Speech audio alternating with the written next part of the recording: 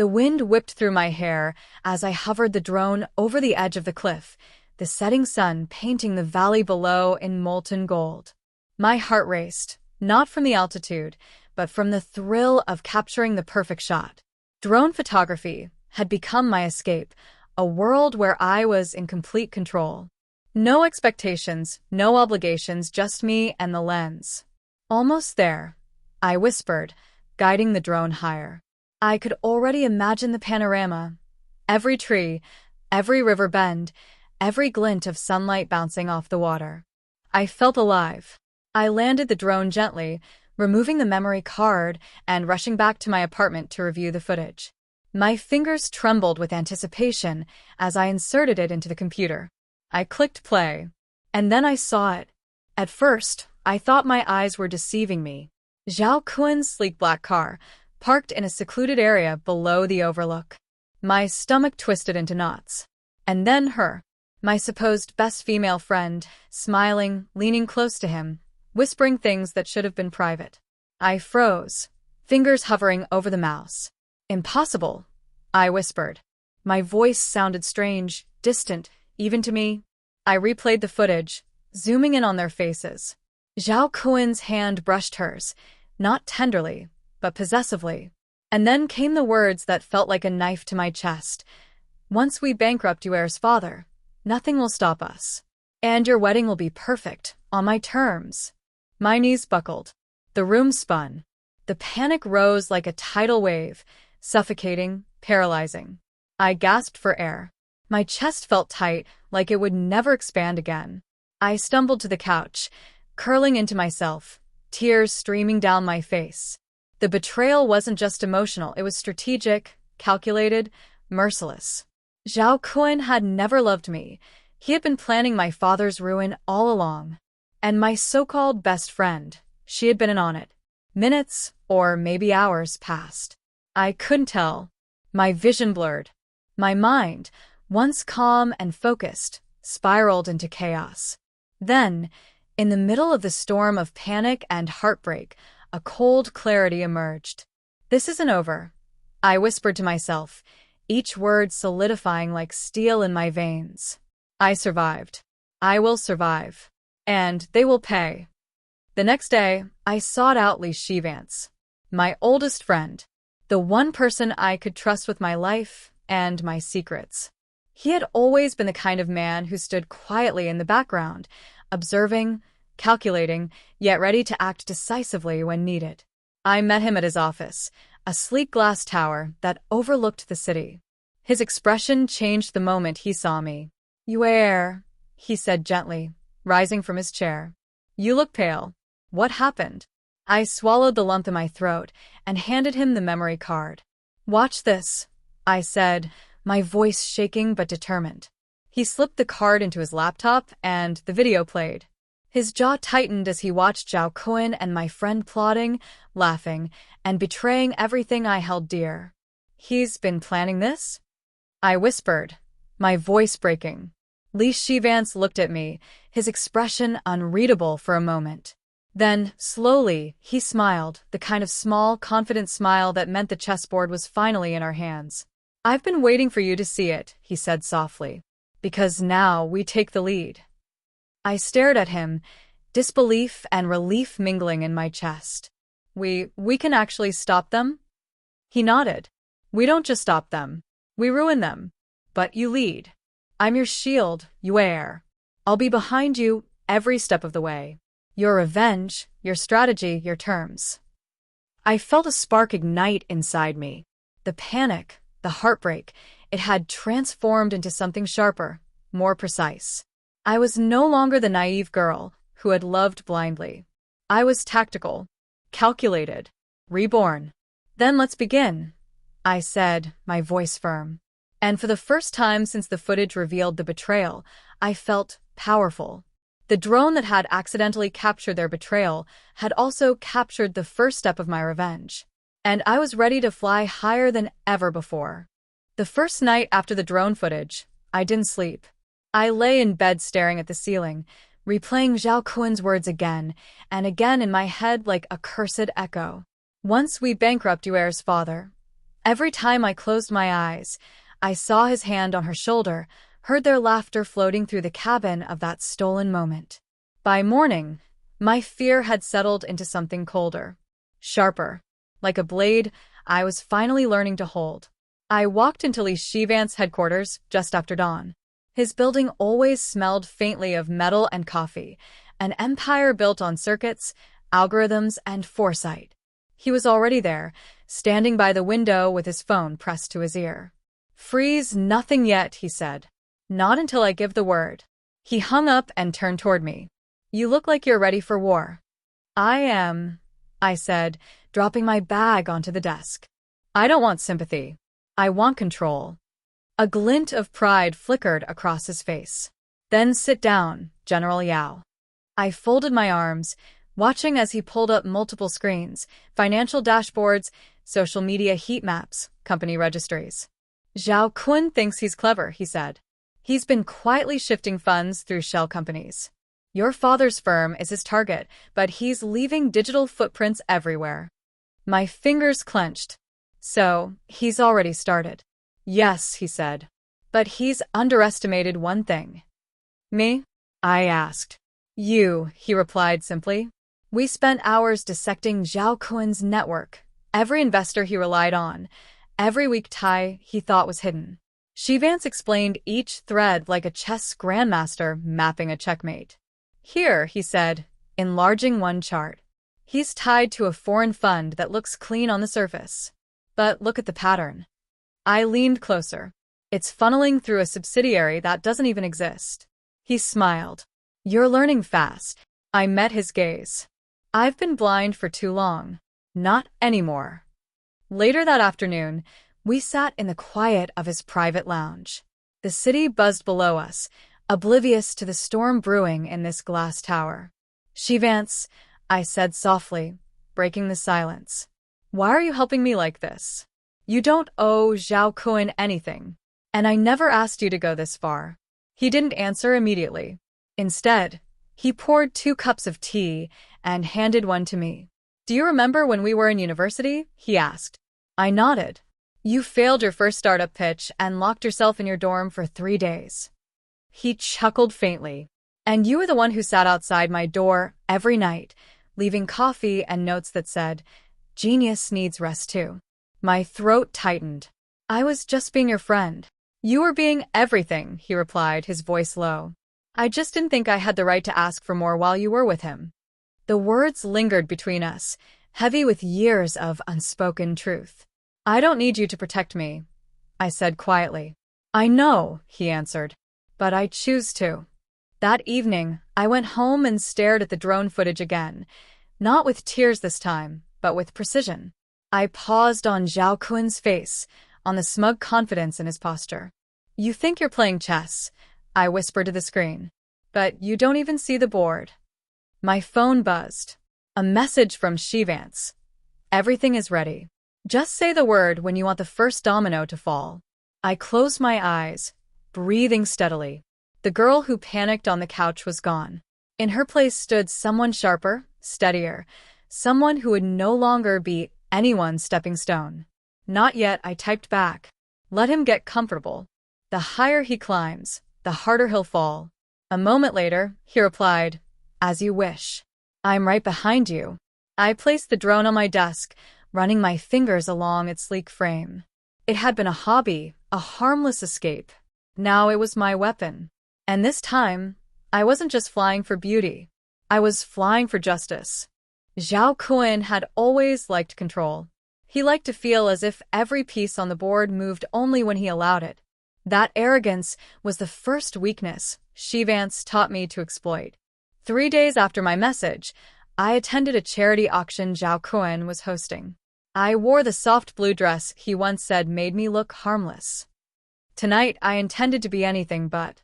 When I entered the ballroom, his eyes found me instantly. He approached with that familiar smile, the one I once thought meant safety. "Yuer," he said, voice smooth. "I didn't expect you to come." I smiled sweetly. "Why not? Aren't we getting married soon?" His eyes flickered, just a fraction. "Of course," he said. "You look tired, though. Everything okay?"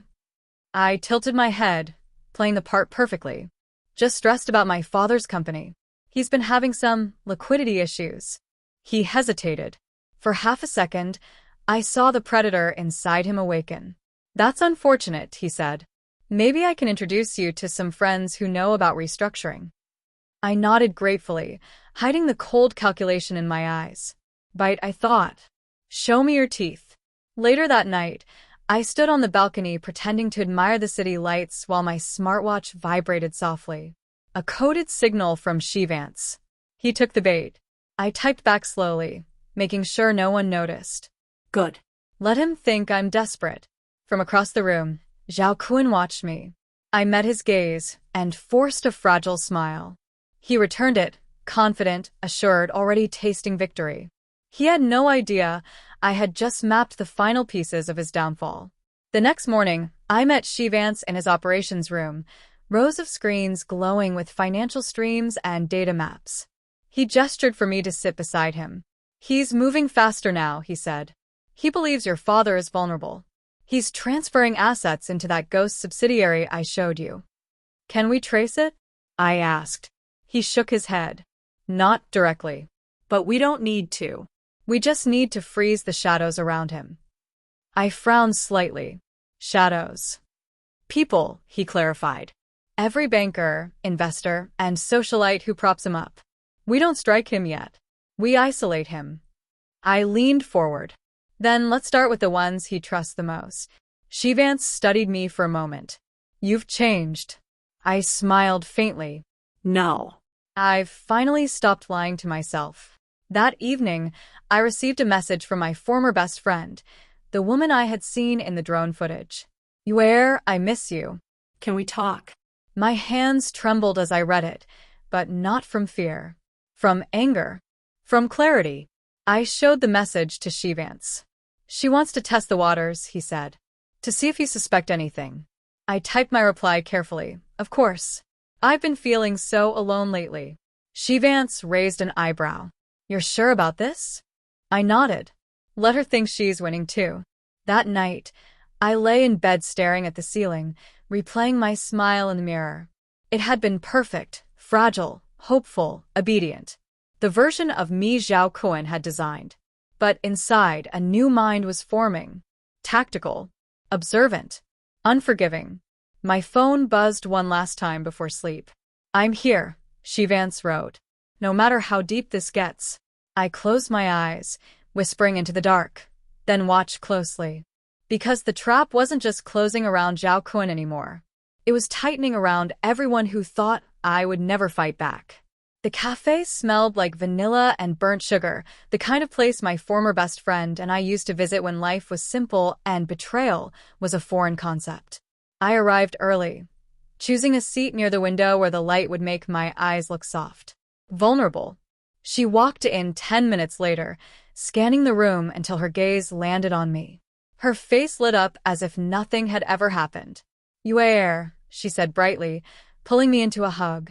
"I've missed you so much." I returned the embrace, forcing my body not to stiffen. "Me too," I said gently. "It's been hard lately." We ordered coffee. She stirred hers nervously, stealing glances at my face as if searching for cracks in my performance. "You've been distant," she said. "Zhao Kun told me you were stressed about the wedding." The casual way she said his name made my chest tighten. "Everything feels overwhelming," I replied. "My dad's company, the pressure, sometimes I don't even recognize myself anymore." She reached across the table, touching my hand. "You shouldn't shoulder everything alone."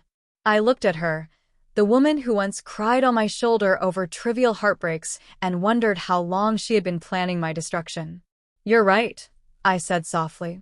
"I don't know what I'd do without friends like you."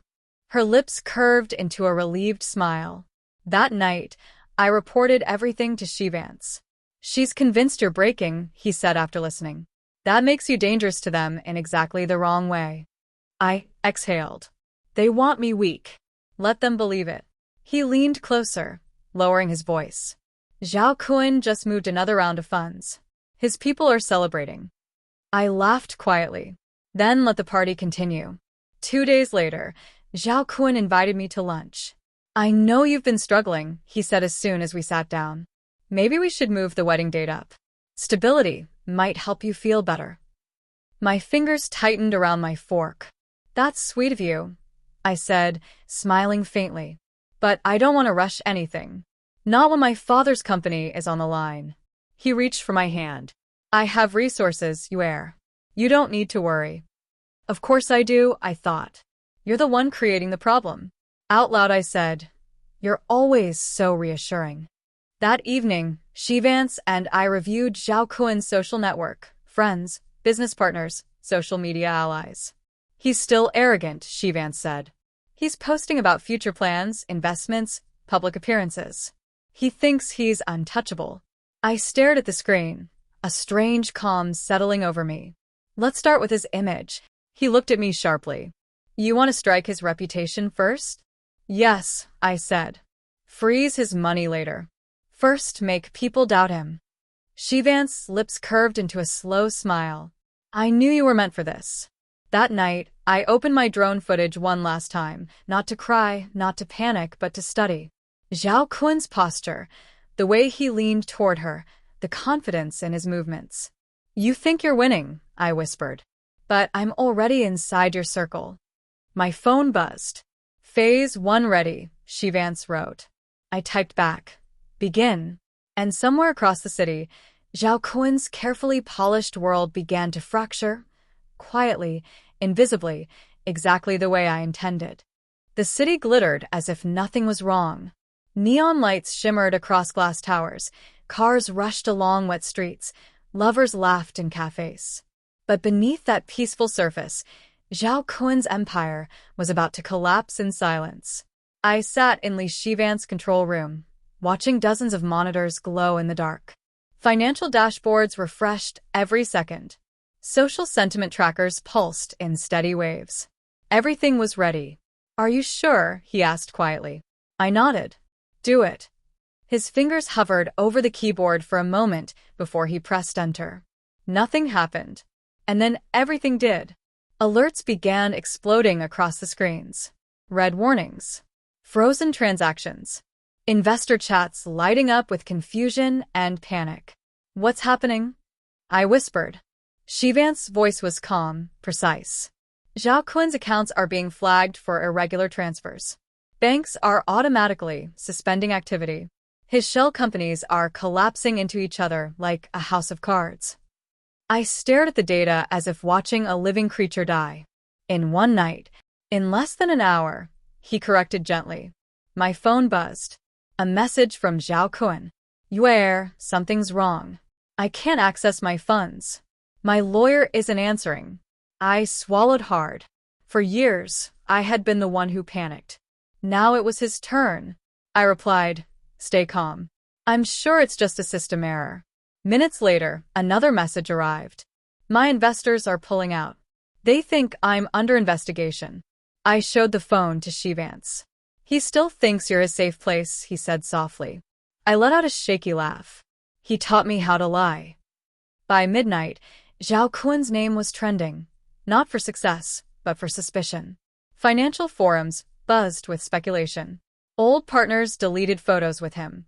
Invitations to events vanished from his calendar. This is only phase 1, Xi Vance reminded me. I looked at him. He'll come to me tomorrow. Of course he will, he replied. You're the last thing he believes he hasn't lost. At 3 a.m, I finally went home. I stood in the darkness of my apartment, listening to the city hum outside my window. My hands were shaking, not with fear, but with the realization of how much power I now held.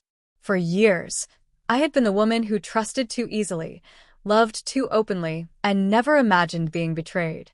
That woman had died on a cliff with a drone in her hands. I whispered into the dark. This is for my father. This is for me. My phone buzzed again. Zhao Kun. Please. I need to see you tomorrow. I closed my eyes, breathing in slowly before replying. Of course. I'll always be here for you. And for the first time, the lie didn't hurt at all. Zhao Kun arrived at my apartment the next morning looking like a man who hadn't slept. His suit was wrinkled, his hair disheveled, eyes bloodshot from panic. "Where?" he said breathlessly the moment I opened the door. "Something terrible is happening. My accounts, my partners, everything is collapsing." I stepped aside to let him in, masking the storm raging inside me. "Sit down," I said softly. "Tell me everything." He ran a hand through his hair. "It's like someone is erasing me. Banks won't answer. Investors are vanishing. People who once begged for my attention won't even reply to messages." I poured him tea, my movements slow, deliberate. "You've always said success attracts jealousy," I said. "Maybe someone's trying to sabotage you." His eyes widened slightly. "Do you think so?" "I know so," I thought, but I only nodded gently. That afternoon, I met Li Xi Vance in his underground data hub. Screens lit his face in ghostly blue light. "He's unraveling," he said calmly. "His social ranking dropped 40% overnight. He's no longer considered a safe partner." I folded my arms. "Good. Now, let's make him desperate." Li Xi Vance studied me carefully. "You're enjoying this?" I hesitated, then answered honestly, No. "I'm finally not afraid." Later that evening, Zhao Kun called again. "I don't know who else to trust," he said hoarsely. "Can you come with me to see your father tomorrow? Maybe he can help stabilize things." The irony almost made me laugh. "Of course," I said gently. "We're family, aren't we?" When the call ended, I stared at the phone in my hand. Family. The word felt hollow. That night, I lay awake thinking about the girl I had been. How I once believed love meant safety. Now I knew better. Love meant clarity. And clarity meant not hesitating when it was time to strike. A message from Li Xi Vance glowed on my screen. "Ready when you are." I typed back, "Tomorrow. In front of my father." He replied almost instantly, "I'll be your shield." I closed my eyes. Tomorrow, Zhao Kun would finally realize that he was no longer the hunter in the story. He was the prey. The sun had barely begun to rise when Zhao Kun's sleek black car pulled into the driveway of my father's estate. I waited in the grand foyer, dressed in a simple white blouse and black skirt, a look of calm control I had cultivated over these last weeks. Behind me, Li Xi Vance stood like a shadow, silent and alert, ready to intervene if the situation spiraled. When Zhao Kun stepped out, his face was pale, the arrogance I remembered replaced with visible fear. He paused at the front door, glancing around as if expecting enemies to spring from the walls. "You he called out, voice strained. I need to speak with your father." I tilted my head, smiling faintly. "Of course. He's expecting you." My father appeared, walking slowly down the staircase, his expression unreadable. Zhao Kun's shoulders stiffened. He had underestimated my father, just as he had underestimated me. Inside the study, Zhao Kun tried to regain control, speaking quickly, stammering excuses. "Sir, I can explain. There's been some misunderstanding. The funds, the transfers, it's all temporary. I can fix it." My father's gaze cut him off. "Explain?" "Zhao Kun, do you know what it means to betray not just a family but trust itself?" Zhao Kun swallowed hard, looking at me for support. But I sat quietly, poised, letting the weight of my calm stare do what my words couldn't yet. "You've been caught," I said finally, my voice steady cold. "And this time, there's no one to save you." Li Xi Vance stepped forward, placing a hand lightly on my back. His presence was a shield, but also a reminder I wasn't alone. "Everything Zhao Kun thought was hidden," he said, voice low, "has been documented. Every transfer, every conversation. Your reputation, your empire, your lies, all frozen, all exposed." Zhao Kun's face drained of color. What have you done?" I let out a soft laugh, almost melodic, almost cruel. "What I should have done months ago." "You underestimated me. You thought I would remain blind, fragile, loyal, while you played your games. But I've learned. I've watched. And I've struck." He tried to regain some authority. I save it," I interrupted, standing taller. "Do you remember the drone?" His eyes widened. A flash of recognition. You. Yes. I saw everything, I said, each word deliberate. Every plan, every whisper, every betrayal. And I've used it to undo everything you've built on my father's name and your lies. My former best friend had already been warned, her influence neutralized by Xi Vance's network. All of Zhao Kun's allies had vanished overnight. The panic that gripped him now was nothing compared to the calculated calm that had guided me here. "You're finished, Zhao Kun," Xi Vance said, stepping closer. "Your social standing, your finances, your power, they're all gone. And there's no one left to turn to." I felt the rush of triumph, but tempered it with restraint. "And now," I said softly, "you can leave. Remember that you tried to control me and you failed." Zhao Kun's shoulders sagged. He was silent, defeated in a way that no charm, no pleading could fix. Slowly, he turned and walked to the door, the sound of his footsteps echoing like a requiem for everything he had once thought untouchable. After he left, I sank into the chair by the window, watching the city below. Xi Vance sat beside me, his hand brushing mine briefly, a small, grounding reminder that this victory was ours, together. "You were magnificent," he said softly. "Not just tonight, but in every step that led here." I smiled faintly, leaning back. "I had a good teacher." "And a shield," he corrected, his eyes darkening slightly. "I'll always be behind you, you heir." I looked at him, the weight of all that had happened pressing against the new calm I felt. "And I'll always lead. But it's good to know you're here." He nodded. "Always." The sunset bathed the city in gold, a silent witness to the end of Zhao Kun's reign and the rebirth of Yao Yuer. Stronger, smarter, and finally free, I felt the first stirrings of a life not dictated by betrayal, but by my own choices. This was only the beginning. The city was quieter now, not because it had changed, but because the chaos Zhao Kun had caused had finally been swept away. Walking through the streets felt different, lighter, freer. I inhaled the crisp morning air, letting it fill my lungs, grounding me in the reality that this was my life again, my rules, my choices. Li Xi Vance walked beside me, as he always did, silent but steady, a constant presence I had come to trust more than anyone in the world. We had spent the past weeks rebuilding my father's company, securing financial footing, and quietly ensuring that Zhao Kun could never claw his way back.